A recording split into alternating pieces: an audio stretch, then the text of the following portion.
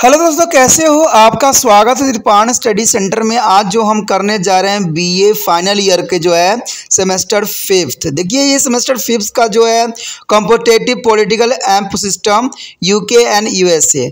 हमारा यूके जो था सिलेबस ख़त्म हुआ, अब हमारा जो है यूएसए पे हम आए हैं। यानी ये फिफ्थ सेमेस्टर का है, बीए फाइनल ईयर के बच्चे के हैं जिनके उन्होंने पॉलिटिकल साइंस लिया है। आज जो हम करेंगे फर्स्ट चैप्टर करेंगे ठीक है, ये हमारा यूनाइटेड किंगडम ऑफ अमेरिका के विषय में होगा। अमेरिका के संविधान का निर्माण, making of the American constitution, जो कि बहुत काफ़ी इंपॉर्टेंट चैप्टर है। इसमें हम अमेरिका के संविधान के विषय में जानेंगे कि वहाँ पर किस प्रकार के रूल रेगुलेशन अपनाए जाते हैं और अपने जो है अर्थव्यवस्था को कैसे मजबूत करते हैं, और इसमें जो है पॉलिटिकल पार्टी की अपनी क्या विशेषता होती है। लेकिन ये सब करेंगे तब करेंगे जब हम चैप्टर स्टार्ट करेंगे। लेकिन चैप्टर स्टार्ट करने से पहले एक बात जो मैं हमेशा कहता हूँ, जिसको आपको सोचना भी चाहिए, विचार भी करना चाहिए और अमल भी करना चाहिए, वो ये है कि जब भी वीडियो देखिए पूरा देखिए, क्योंकि अधूरा जानकारी सदैव खतरनाक होता है। साथ में एक इंपॉर्टेंट बात ये भी रहता है, अगर आप पहली बार वीडियो देख रहे हो तो लाइक शेयर सब्सक्राइब करना मत भूलना। क्योंकि दोस्तों लाइक कीजिएगा तो बनाने वाले का मनोबल बढ़ता है, सब्सक्राइब कीजिएगा तो इससे ये होता है कि जब भी मैं कोई वीडियो डालूंगा उसका नोटिफिकेशन आपको समय रहते मिल जाएगा। और देखिए, शेयर का मतलब ये होता है कि आपके थ्रू ना जाने किन बच्चों को हेल्प मिल जाए, ये आप भी नहीं जानोगे। इसलिए जो है आप शेयर जरूर करो, ठीक है। व्हाट्सएप स्टेटस पे भी लगाओ। दोस्तों एनएसएस सेंटर जो कई मानने में बहुत से बच्चों के लिए हेल्पफुल है, चाहे वो 8th क्लास हो, 9th 10th 11th 12th हो, चाहे वो NIOS बोर्ड के बच्चे हों, ठीक है, चाहे BA MA के बच्चे हो, सभी क्लासों के लिए कुछ ना कुछ जो है त्रिपाण सेंटर में उपलब्ध है। तो इसलिए आपके लिए ज़रूरी है कि आप सब्सक्राइब करके इसको चैनल को जो है सेव कर लो, नहीं तो बाद में अगर रिसर्च करोगे तो शायद आपको ये चैनल प्राप्त ना हो। तो इसलिए सोचना नहीं, विचार नहीं करना है, सब्सक्राइब करके जो है अपने पास सेव करना है। दोस्तों ये तो बात था आपके लिए, लेकिन आप देखते हैं हमारा आज टॉपिक क्या है।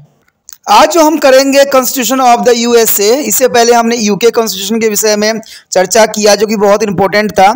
ये बीए फाइनल ईयर के फिफ्थ सेमेस्टर के बच्चों के लिए जो है पॉलिटिकल साइंस के सब्जेक्ट है, जो ये काफ़ी इंपॉर्टेंट है। आज हम करेंगे अमेरिका के संविधान का निर्माण और ठीक है, इसमें making of the American constitution के विषय में पढ़ेंगे। तो सबसे पहला बात तो यहाँ पर आता है परिचय की, कि आखिर अमेरिका के संविधान है क्या और उसमें क्या विशेषता है। इससे पहले हमने जो यूके के जो संविधान के विषय में पढ़ा था और उनके रूल रेगुलेशन के विषय में पढ़ा था, बहुत ही रोचक, बहुत ही अच्छी थी, जिसको आपको देखना भी चाहिए और उसको समझने की कोशिश भी करने चाहिए। इससे आपको बहुत ही काफ़ी बातें समझ में आएगी कि जो यूके की जो कॉन्स्टिट्यूशन थी और वहाँ की जो कहते हैं पार्टियां थी, उन्होंने कितना महत्वपूर्ण योगदान दिया और कैसे जो है वहाँ पर जो है सुचारू रूप से सभी कार्य होते हैं। अब यहाँ बात करते हैं अमेरिका के संविधान का निर्माण, क्योंकि अमेरिका भी कहते हैं नंबर 1 पे है अपनी पॉलिटिकल पार्टीज के रिगार्डिंग। तो देखा जाए, अगर परिचय की बात किया जाए तो लेखकों का कथन है कि संयुक्त राज्य अमेरिका के संविधान विद्यार्थियों की सब संविधानों से अधिक लोकतंत्र राज्य की सामग्री का अध्ययन करने का अवसर प्रदान करता है। यानी देखा जाए तो ये सभी विद्यार्थियों के लिए जो संविधान के अध्ययन करते हैं उनके लिए काफ़ी रोचक रहेगा। एक भारतीय विद्यार्थियों को लिए इसका अध्ययन बहुत महत्वपूर्ण रहेगा। इसका कारण ये नहीं है कि इंग्लैंड के संविधान का विरोधी है, अतुल इससे भी यह एक ऐसे देश का संविधान है जो पश्चिमी लोकतंत्र प्रणाली की आगामी बन गया है। यानी देखा जाए तो अमेरिका जो है अब पश्चिमी देशों का सबसे बड़ा जो है आगामी अड्डा बन गया है और इसने काफ़ी कुछ जो है लोगों को सिखाने की कोशिश किया है। बात करें यहाँ पर अगर हम संयुक्त राज्य अमेरिका की, जिसमें पश्चिम सभ्यता का नेतृत्व संभाल लिया है और जो किसी भी समय इंग्लैंड के हाथों में था, ठीक है, यानी इंग्लैंड के हाथों में पहले कठपुतली थी, लेकिन फिर भी इंग्लैंड की जैसे ही हाथ से निकला, ये विश्व में जो है अपना प्रभुता स्थापित करने में सबसे आगे आ गया। कहते विकास के इतिहास में पर्याप्त लंबा है इसकी, और देखा जाए तो सन 1770-76 तक यह राज्य 13 छोटे छोटे राज्य स्वतंत्र राज्य में बटा हुआ था, जो कि काफ़ी इंपॉर्टेंट बात आती है। यदि बात करें हम ये कि राज्य इंग्लैंड की अगर की बस्तियां थी, तो इस महान देश में 50 राज्य प्रदेश हैं जो कि संयुक्त राज्य अमेरिका के अटूट अंग है।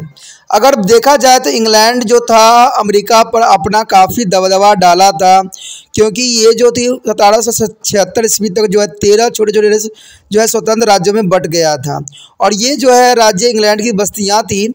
और इस समय महान देश में जो है 50 राज्य अर्थात प्रदेश है जो कि संयुक्त राज्य अमेरिका के अटूट अंग हो गए हैं। इसका कुल क्षेत्रफल जो है अगर देखा जाए तो काफ़ी वर्ग मीटर बहुत बड़ा है। अगर वर्ग मीटर की बात करें तो इसमें तो देखा जाए तो कहते हैं 93 लाख वर्ग किलोमीटर से भी ऊपर है इसकी, और इसकी जनसंख्या जो है 32 करोड़ से अधिक है।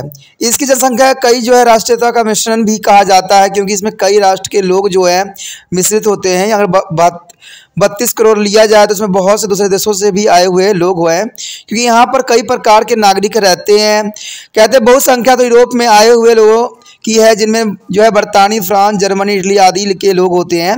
इसके अतिरिक्त अगर कुल जनसंख्या का 1/10 भाग काले लोगों का जो है निग्रो का ही है, यानी 1/10 भाग जो है काला निग्रो लोगों ही यहाँ पर जो है रहते हैं, और लगभग जो है 40,000 रेड इंडियंस भी यहाँ पर रहते हैं, यानी 40,000 रेड इंडियन यहाँ पर रहते हैं।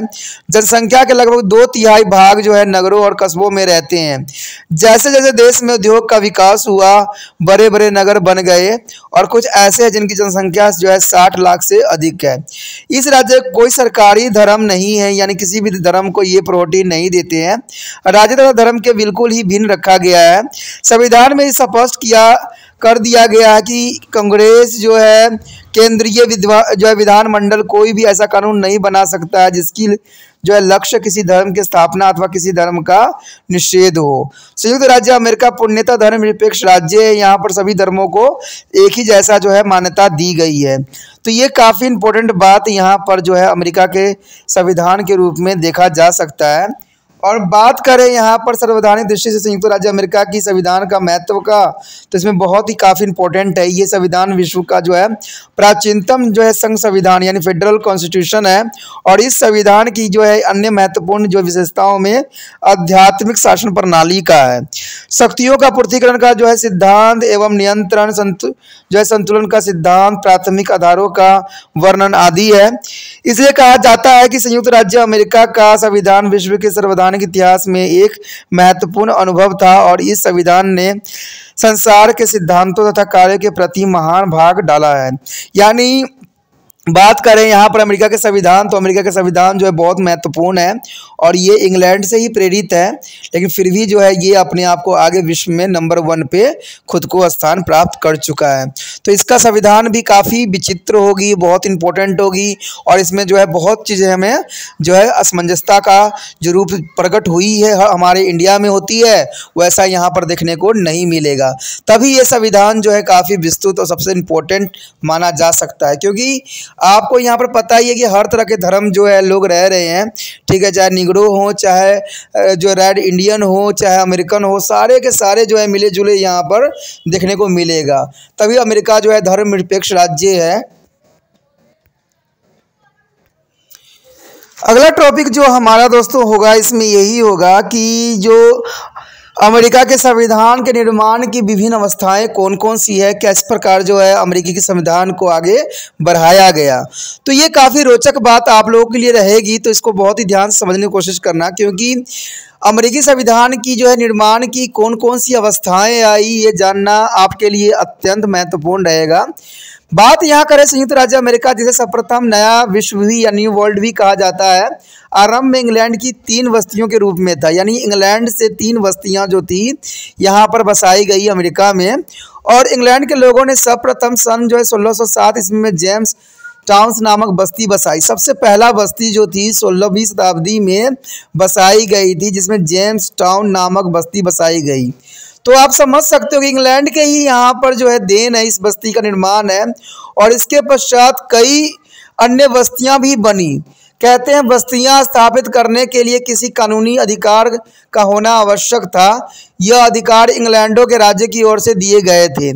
राज्य द्वारा दिए गए अधिकार पत्रों के अनुसार 3 प्रकार की वस्तु की स्थापना यहाँ पर की गई थी। पहला था राज्य बस्तियाँ, ठीक है, राज्य बस्तियों को किया गया, जिसमें इसका नियंत्रण प्रत्येक रूप से इंग्लैंड की सरकार अपने जो है नियुक्त राज्यपालों के द्वारा किया करता था। यानी राज्यपाल जो थी राज्य बस्तियों को नियंत्रण करती थी। दूसरा था संपत्ति बस्तियां। संपत्ति बस्तियां में थी, ये बस्तियां सामान्तों और किसी व्यक्तियों की निजी संपत्ति थी। निस्संदेह इसके शासन संबंधी अधिकार राज्य का पास ही होता था।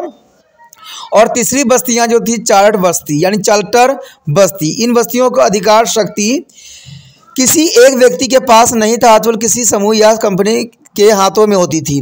तो आपको पता है कि सबसे पहले जो अमेरिका में बसने वाले लोग थे वो इंग्लैंड के ही थे, और यहाँ पर आके उन्होंने बसा और 3 प्रकार की बस्ती बनाई।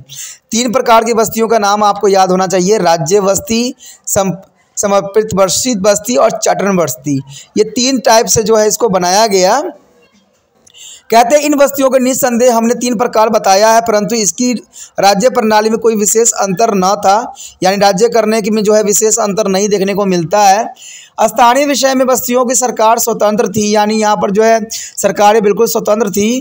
कहते हैं महत्वपूर्ण विषय जैसे विदेशी नीति, सेनाएं आदि जो है इंग्लैंड सरकार के द्वारा ही के हाथों में होती थी। यानी अगर यहाँ पर देखा जाए तो सारे के सारे नियंत्रण जो था इंग्लैंड के सरकार के अंतर्गत होता था, क्योंकि इंग्लैंड के सरकार ने ही लोगों को यहाँ पर बसने की इजाज़त दिया था और 3 बस्तियाँ बसाई हुई थी। तो इंग्लैंड के वजह से जो है अमेरिका का अस्तित्व यहाँ पर आया और अमेरिका जो है संविधान का निर्माण भी हुआ। इंग्लैंड सरकार की बस्तियों किसी बाहरी आक्रमण की रक्षा करने के लिए उत्तरदायी थी। कहते हैं व्यापार भी ब्रिटिश सरकार की ही नियंत्रण में था, यानी जितने भी वहाँ व्यापार होती थी सब ब्रिटिश कंपनियों के नियंत्रण में हुआ करती थी। कहते हैं वस्तुओं के ब्रिटिश सरकार के कई लाभ थे, परंतु कुछ समय के पश्चात ब्रिटिश सरकार का यह नियंत्रण बस्ती तथा वहां के लोगों के चुभने लगने पड़ा और ब्रिटिश के संसद इसके लिए नियमित बनती गई थी। जबकि इन बस्तियों की जनता के संसद में कोई प्रतिनिधित्व नहीं होता था। बस्तियों के लोगों को इंग्लैंड को लड़ाई झगड़े लड़ने के लिए कर देने पड़ते थे। इसके अतिरिक्त ब्रिटिश सरकार अपने देश में जो है कारखानदारों की जो है सुरक्षा के लिए बस्तियों की उपज भी कई प्रकार के प्रतिबंध लगा देती थी। इन बातों के परिणाम स्वरूप जो है बस्तियों में विभिन्न सरकार के विरुद्ध रोष बढ़ता चला जा रहा था, और ये रोष उस समय विद्रोह का रूप धारण कर लिया जब द्वितीय ने बस्तियों को प्रति कठोर नीति का अनुसरण करने का निश्चय किया। जॉर्ज ने अमेरिकन उपनिवेश में अपनी इच्छा शासन करने का प्रयत्न किया और 1763 ईस्वी में जो है 7 वर्षीय युद्ध यानी 7 ईयर्स वार जो इंग्लैंड और फ्रांस के बीच चल रहा था समाप्त हो गया और इसमें इंग्लैंड की विजय हुई। कैसे शताब्दी युद्धों में इंग्लैंड को बहुत धन लगाया गया था और धन इकट्ठा करने के लिए ब्रिटिश सरकार ने उपनिवेश पर कुछ नए कर लगा दिया, जिनकी जो है उपनिवेश में विरोध किया। उपनिवेश में यह नारा लगाया कि बिना प्रतिनिधित्व के कोई टैक्स नहीं दिया जाएगा, no taxation with the representations, और लोगों ने नए कर देने से काफ़ी समय तक इनकार किया। और 1763 ईस्वी में वेस्टर्न में चाय की पेटियों की घटना हुई, यानी चाय के आयात पर संसद ने टैक्स लगा दिया था। जब इंग्लैंड का यह जहाज चाय की पेटियां लेकर वेस्टर्न बंदरगाह पर पहुंचा तो वहां के निवासियों ने कुली बनकर जो है जहाज की चाय के समुद्र में फेंक दिया और यहाँ से अमेरिकन क्रांति का शुभ आरंभ हो गया। और अमेरिकी क्रांति जो है बहुत महत्वपूर्ण रखता है। अन्य उपनिवेश ने भी वेस्टर्न के उदाहरण को अपनाया गया। तो ये काफ़ी इम्पोर्टेंट था अमेरिका के संविधान लागू करने का, और ये समय प्रतिकूल भी था क्योंकि इस समय जो था अमेरिका को एक नया दिशा और नया रूप देने को तैयार हो गया था।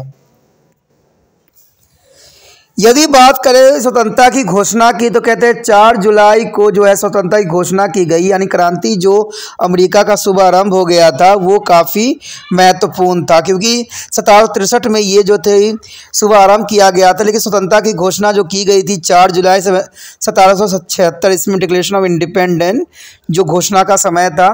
स्वतंत्रता की घोषणा से काफ़ी समय पूर्व ही बस्तियों में एकता और ब्रिटिश सरकार के पृथक होने का विचार उत्पन्न हो चुका था। बस्तियों तथा ब्रिटिश सरकार द्वारा भेजे गए गवर्नरों में मतभेद हो जाते थे। इन गवर्नरों को बस्तियों का आदर से नहीं देखा जाता था, यानी इन गवर्नरों को आदर सम्मान नहीं दिया जाता था बस्ती की तरफ से, क्योंकि इनमें बहुत से टूटे हुए अयोग्य जो है जागीरदार होते थे जो अत्यधिक भ्रष्टाचारी और बुरे चाल चलन वाले होते थे। इसलिए लोग उनको प्रोटीन नहीं देते थे और उनसे दूर रहने की कोशिश करते थे। कहते हैं सन 1774 से लेकर 75 ईस्वी में फिलाडेल्फिया में सारी बस्तियों में प्रतिनिधित्व की बैठक हुई। इन बैठकों की जो है कॉन्टिनेंटल कांग्रेस कहा जाता है। इसका मुख्य उद्देश्य ब्रिटिश सरकार से यह मांग करना था कि बस्तियों पर कर लगाने का अधिकार केवल बस्तियों की सरकार को ही होना चाहिए, यानी बस्ती के जो सरकार होगा वही उन पर टैक्स लगा सकता है। ब्रिटिश संसद को ऐसा करने का अधिकार नहीं है। क्योंकि संसद में बस्तियों के प्रतिनिधित्व नहीं थे। अंततः ब्रिटिश संसद के बस्तियों पर कर लगाने का भी अधिकार नहीं था। इस मांग को और ब्रिटिश सरकार ने कोई ध्यान नहीं दिया, अतुल दबाव नीति की ओर बढ़ा दिया। सन 1775 ईस्वी की कांग्रेस में ही सारी बस्तियों के प्रतिनिधित्व के जॉर्ज वाशिंगटन को अपनी सेनाओं का प्रमुख सेनापति बना दिया गया।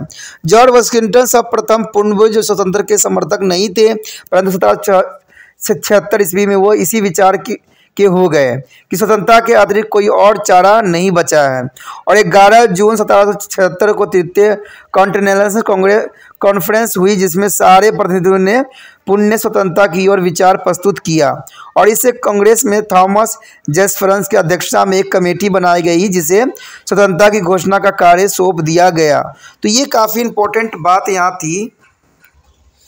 अगर बात करें आगे तो यह कहते हैं, यह घोषणा जिसे संयुक्त राज्य अमेरिका का जन्म पत्र कहा जाता है, 4 जुलाई 1776 को की गई।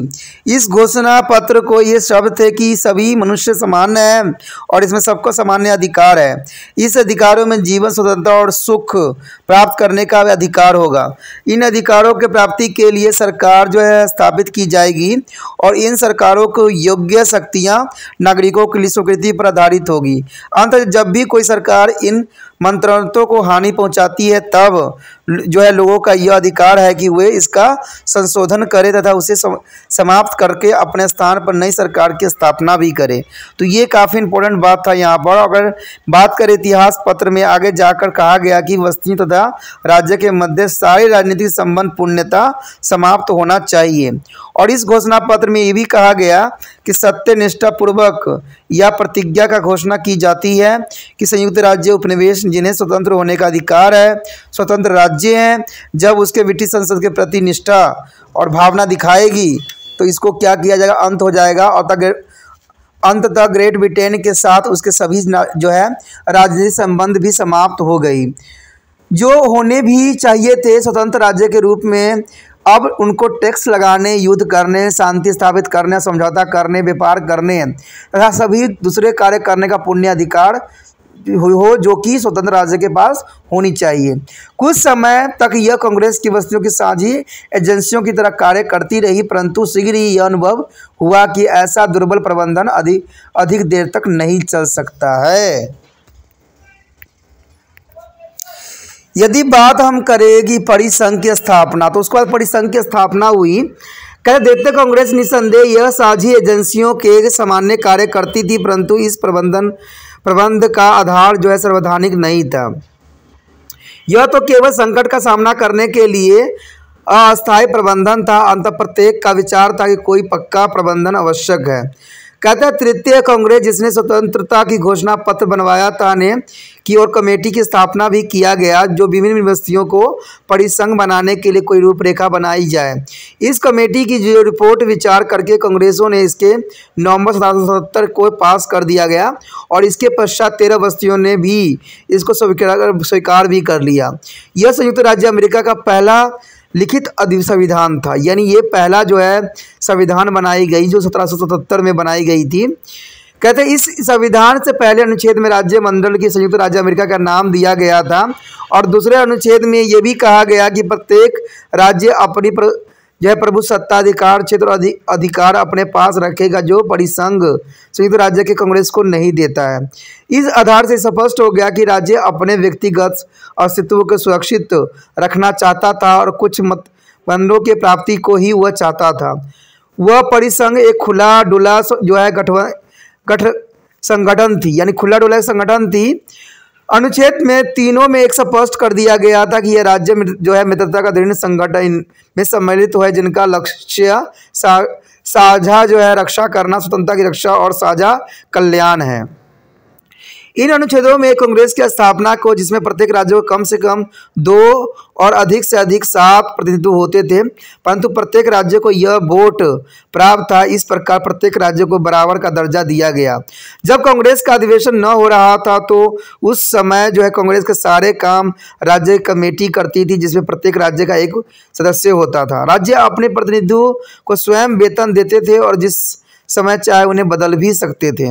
कांग्रेस जो कि केंद्र का मुख्य अंग थी, एक सदन वाली कांग्रेस थी जिसकी शक्तियां बहुत सीमित थी। आ तथा रे ने बात को संबंध में कहा भी था, जो कि बहुत जरूरी थी। तो इसमें विचारधारा यही थी कि परिसंघ की जो है कांग्रेस वास्तव में राज्य की एक बड़ी कमेटी थी जिसे कोई प्रबंधक कार्य किए गए थे। कहते हैं जैसे विदेशी संबंध, युद्ध की घोषणा करना, ठीक है, जल सेना बनाना, अधिकार करना आदि इसमें सम्मिलित थी, परंतु कांग्रेस के महत्वपूर्ण निर्णय के लिए जो है कम से कम 9 राज्यों की स्वीकृति अनिवार्य थी। अंततः इसे निर्णय सुझाव ही होते थे। कांग्रेस के वर्तमान अगर देखा जाए, कांग्रेस के सामान्य किसी प्रकार के राष्ट्रीय विधानमंडल नहीं कहा जा सकता था उस समय।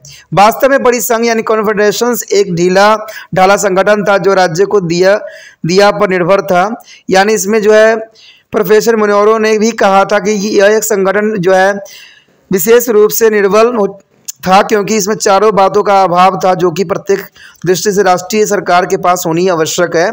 यह 4 बातें करो कद का धन प्राप्त करना, ऋण लेना, व्यापार के निमित्त कर तथा राष्ट्र की रक्षा के लिए सेना का संगठन और इसमें खर्च करना, ये सारी बातें इसमें सम्मिलित थी।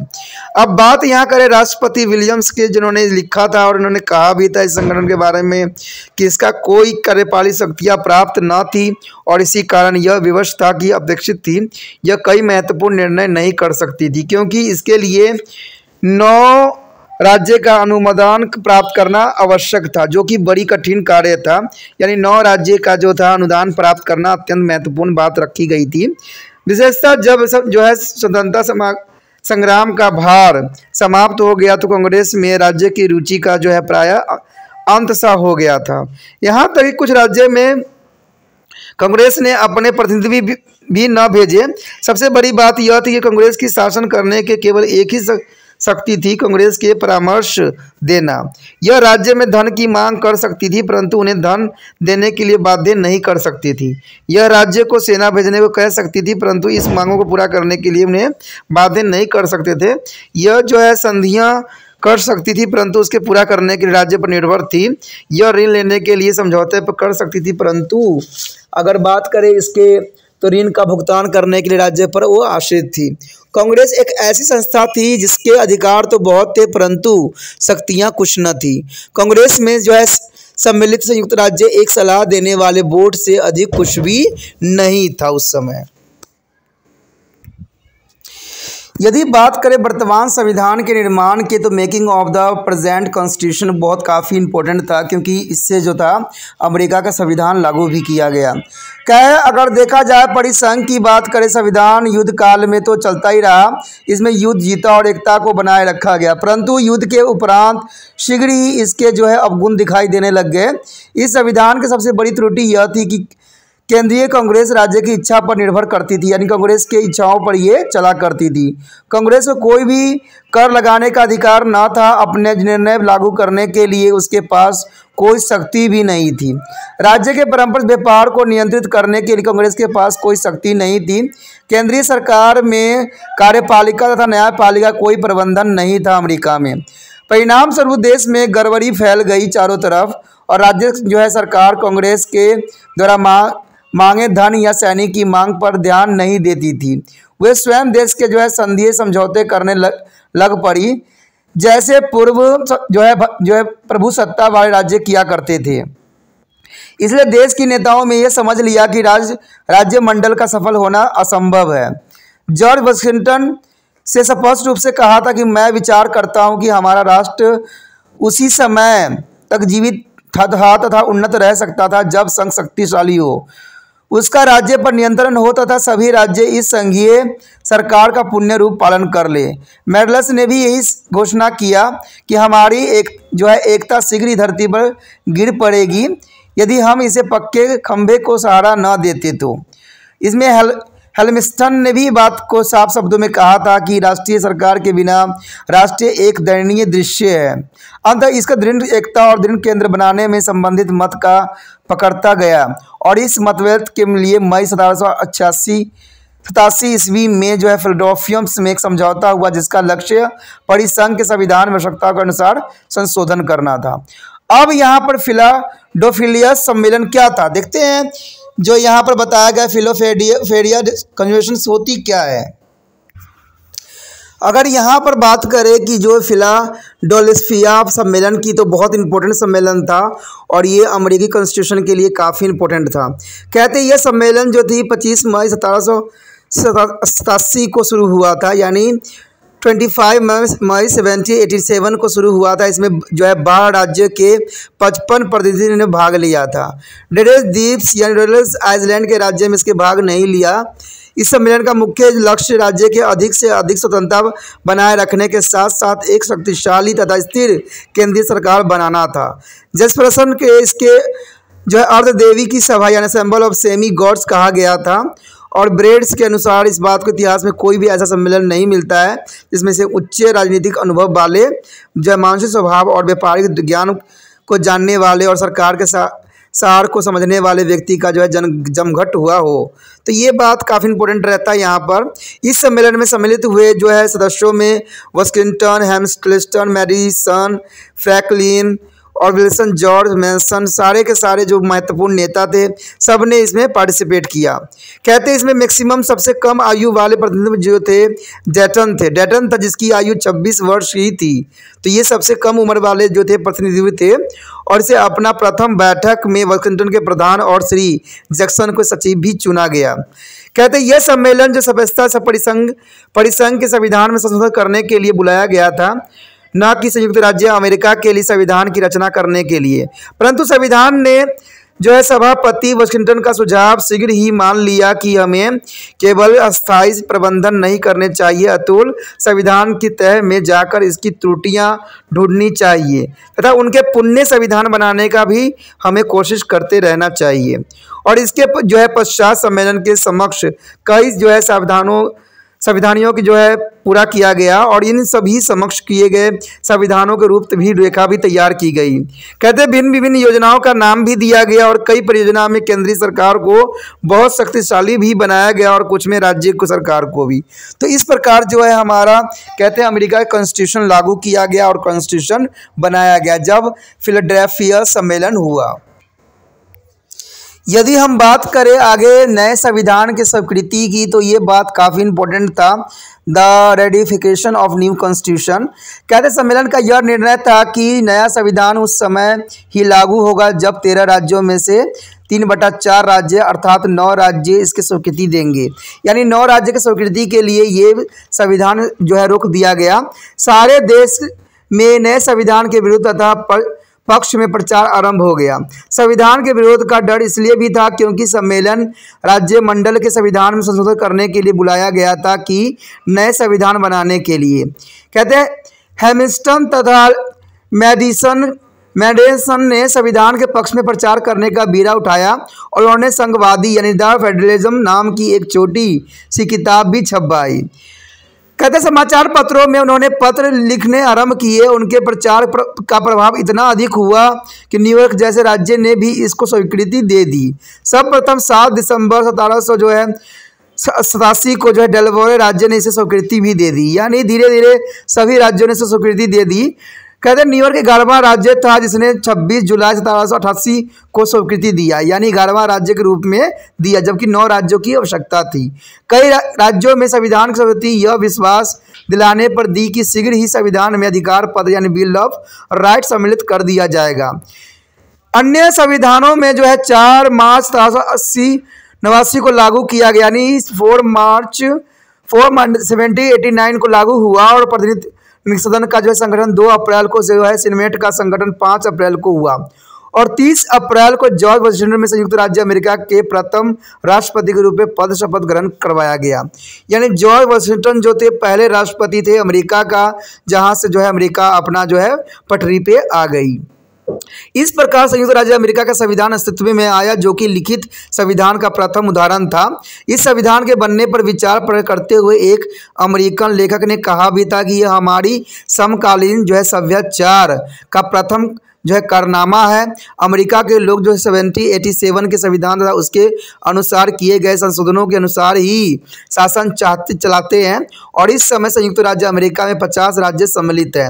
अमेरिकन संविधान में अभी तक जो है 27 संशोधन हुए हैं और कहते हैं 1980 में रोनाल्ड रीगन अमेरिका के 40वें राष्ट्रपति चुने गए हैं और कहते हैं 1984 में जो है रोनाल्ड रीगन को दोबारा राष्ट्रपति चुना गया और 1988 में रिपब्लिकन पार्टी की जॉर्ज बुश राष्ट्रपति चुने गए और 1992 में डेमोक्रेटिक पार्टी के बिल क्लिंटन जो है राष्ट्रपति चुने गए और 1996 में बिल क्लिंटन इस पद पर पुण्य 4 वर्ष के लिए चुने गए और कहते 2004 में जॉर्ज डब्ल्यू बुश को पुण्य 4 वर्ष के लिए राष्ट्रपति चुना गया और 2008 एवं 2012 के चुनाव में जो है डेमोक्रेटिक पार्टी के उम्मीदवार बराक हुसैन ओबामा अमेरिका के राष्ट्रपति चुने गए और 2016 के चुनाव में रिपब्लिकन पार्टी के उम्मीदवार श्री डोनाल्ड ट्रंप को अमेरिका के राष्ट्रपति चुना गया और 2020 के चुनाव में डेमोक्रेटिक पार्टी के उम्मीदवार श्री जो बिडेन अमेरिका के राष्ट्रपति चुने गए। तो इस प्रकार जो है अमेरिका की यहाँ से जो है संविधान लागू हुई